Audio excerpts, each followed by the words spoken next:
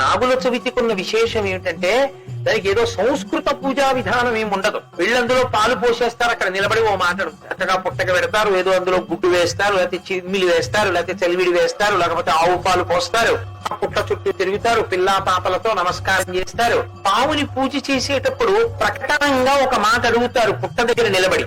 ఎందుకు అడుగుతారు అంటే దానికి కారణం ఉంటుంది. లౌకికంగా చాలా నాగరికమైనటువంటి ఏదో సంస్కృత భాషలో చెయ్యవలసినటువంటి శ్లోకములు కాకుండా చాలా తేలిక భాషలో అందరూ అడిగేటటువంటి రీతిలో అడుగుతారు. అందుకే నన్నేలు నా గన్న నా కులము నేలు, నా ఇంటి నేలు నన్ను కన్నవారి నేలు, నా ఆప్తులను ఏలు, పడగ తొక్కితే పగవాడనుకోకు, నడుము తొక్కితే నావాడనుకో, తోక తొక్కితే తొలగితూ వెళ్ళిపో, ఈ నూకల్ని పుచ్చుకో మూకల్ని ఈ పిల్లల మూకల్ని ఈ సంతానకారకుడు నాగదేవత.